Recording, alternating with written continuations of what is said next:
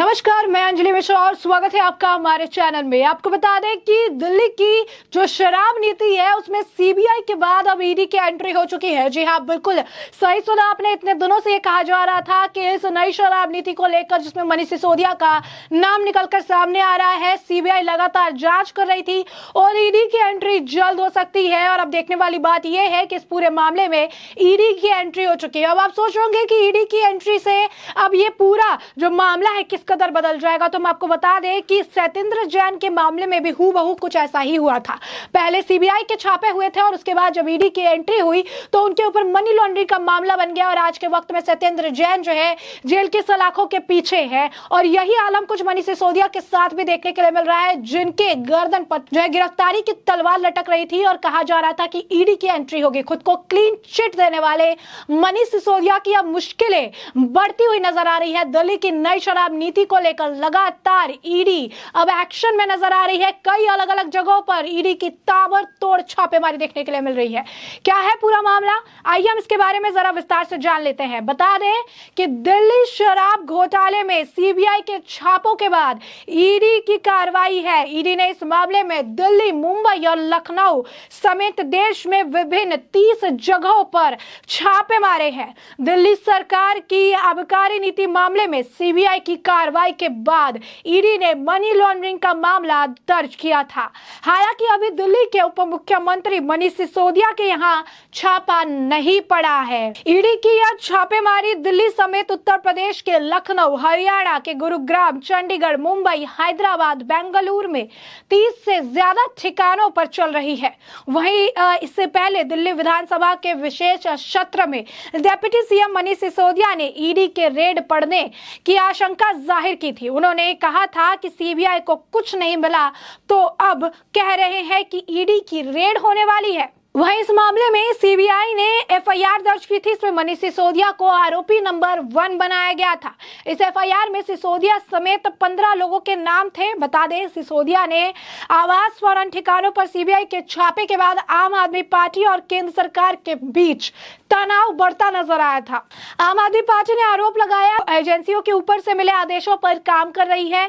CBI द्वारा दर्ज FIR में सिसोदिया के अलावा आरव गोपी कृष्ण, आनंद तिवारी, पंकज भट्ट जो है भटनागर, विजय नायर, मनोज राय जो है, Amandeep Dhall, Sameer Mahendra, Amit Arora, Buddy Retail Private Limited, Dinesh Arora, Mahadev Liquor, Sunny Marwah, Arun Ramchandra, Arjun Pandey समेत कई अन्य लोगों के नाम भी शामिल थे। सीबीआई की टीम द्वारा देश भर में छापेमारी और सिसोदिया के मध्य दिल्ली स्थित आवास से बाहर आम आदमी पार्टी के समर्थकों का जमावड़ा लगने के बीच मुख्यमंत्री अरविंद केजरीवाल ने कहा कि घबराने की जरूरत नहीं है और एजेंसी को उन्हें परेशान करने के लिए ऊपर से आदेश भी दिए गए हैं। साफ तौर पर आप देख सकते हैं कि अब मनीष सिसोदिया की मुश्किलें लगातार बढ़ती नजर आ रही है। एक तरफ जो है लगातार छापेमारी देखने के लिए मिल रही है अलग अलग जगहों पर।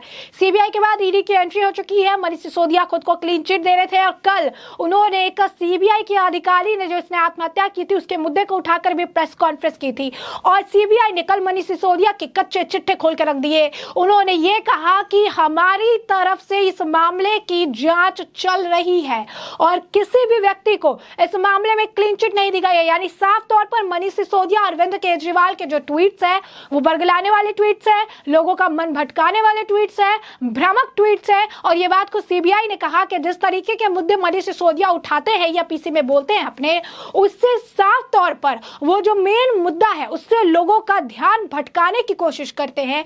क्योंकि हम ये मामले की जांच कर रहे हैं, इस मामले की जांच अभी भी चल रही है और इसमें किसी को भी कोई क्लीन चिट नहीं मिली है। गौर करने की बात है कि कल ही सीबीआई की तरफ से क्लैरिफाई किया गया था, क्लीन चिट नहीं मिली है और आज ईडी की तरफ से इस मामले में एक्शन देखने के लिए मिल रहा है जो साफ तौर पर मनीष सिसोदिया और अरविंद केजरीवाल और यूं कहे कि दिल्ली की आम आदमी पार्टी सरकार की मुश्किलें बढ़ाने वाला है। अब कहीं ना कहीं जो दिन आपको बता दें कि दिन पर दिन ये छापेमारी का जो सिलसिला है ये बता रहा है कि मनीष सिसोदिया भी उस गिरफ्तारी की लिस्ट में जल्द शामिल होने वाले हैं जिसके बारे में वो अपने आप को क्लीन चिट दे रहे थे और जिसमें सत्येंद्र जैन ऑलरेडी जो है गिरफ्तार हो चुके हैं। तो अब ये देखना दिलचस्प होगा कि इस गिरफ्तारी की कार्रवाई कितने देर और कितनी जल्द तुरंत जो है अंजाम दी जाती है। तो ऐसे में आप देख सकते हैं कि अब दिल्ली की जो नई शराब नीति है, शराब घोटाला कह सकते हैं कि शराब घोटाला में अब सीबीआई के बाद ईडी की एंट्री हो गई है। शुरुआत जो है सीबीआई से हुई थी। सीबीआई ने मनीष सिसोदिया के घर छापेमारी की थी, उनकी गाड़ी को भी खंगाला गया था।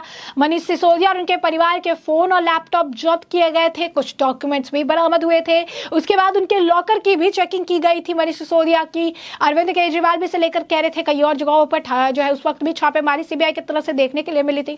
कहा जा रहा था कि ईडी इस मामले में एंट्री कर सकती है और अब ईडी की भी इस मामले में एंट्री हो गई है। कहीं ना कहीं जो है प्रमाण जो मिले हैं, कहीं ना कहीं जो प्रूफ मिले हैं वो पुख्ता है, जो सबूत निकल कर सामने आ रहे हैं और यही कारण है कि एक के बाद एक जांच एजेंसियों का जो है दबिश जो है वो देखने के लिए मिल रही है दिल्ली की आम आदमी पार्टी या यूं कहे अरविंद केजरीवाल सरकार पर। मनीष सिसोदिया प्रेस कॉन्फ्रेंस करते हैं, ट्वीट करते हैं कि मुझे क्लीन चिट मिल गई है, मुझे किसी ने कुछ जो है किसी को कुछ नहीं मिला, ना मेरे घर से कुछ मिला, ना मेरी गाड़ी से कुछ मिला, ना मेरे लॉकर से कुछ मिला। अरविंद केजरीवाल कहते हैं कि मनीष सिसोदिया कट्टर ईमानदार साबित हो गए हैं, देश के सामने ईमानदारी उनकी साबित हो चुकी है। लेकिन सीबीआई खुद कहती है कि हमने क्लीन चिट तो दिया ही नहीं, तो किसके दावे पे मनीष सिसोदिया और अरविंद केजरीवाल कहते हैं कि मुझे क्लीन चिट मिल गई है?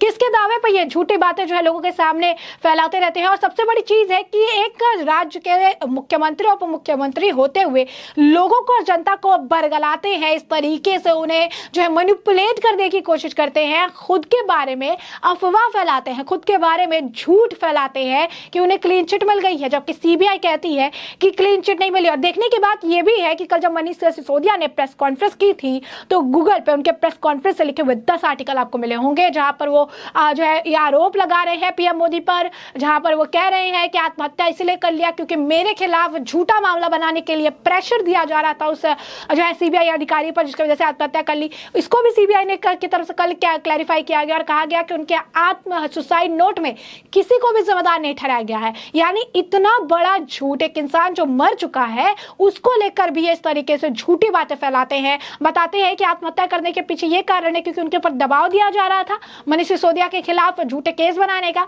तो देखने की बात यह है कि जब मनीष सिसोदिया ने आरोप लगाया तो यह आरोप की आपको बता दें कि 10 आर्टिकल मिलेंगे, लेकिन जब सीबीआई ने मनीष सिसोदिया को जवाब दिया, जब सीबीआई ने यह बताया कि किस तरीके से मनीष सिसोदिया को क्लीन चिट नहीं मिली है, मनीष सिसोदिया झूठे बयान दे रहे हैं, लोगों को भ्रमित कर रहे हैं, उससे जुड़ा एक आर्टिकल भी किसी ने नहीं छापा था जो ये बताता है कि अरविंद केजरीवाल जनता की गाड़ी कमाई किस तरीके से एडवर्टीजमेंट में खर्च करते हैं कि उनकी गलती को भी जनता के सामने रखा नहीं जाता है, उनकी गलती को भी उजागर नहीं किया जाता है और दबाने की कोशिश की जाती है। मीडिया वाले इसे न लिखते हैं और न इसके बारे में कुछ छापते हैं, लेकिन अब इसको कौन रोक सकता है? क्योंकि हर जगह अब हेडलाइन में ये ब्रेकिंग के तौर पर चल रही है कि ईडी द्वारा 30 अलग अलग ठिकानों पर छापेमारी की गई है, 30 अलग अलग जगहों पर छापेमारी देखने के लिए मिली है। मुंबई, चंडीगढ़, महाराष्ट्र, उत्तर प्रदेश, हर जगह जो है ईडी की दबिश देखने के लिए मिल रही है। दिल्ली में भी कई ठिकानों पर जो है इस नई जो शराब घोटाले मामले को लेकर छापेमारी जो है की जा रही है।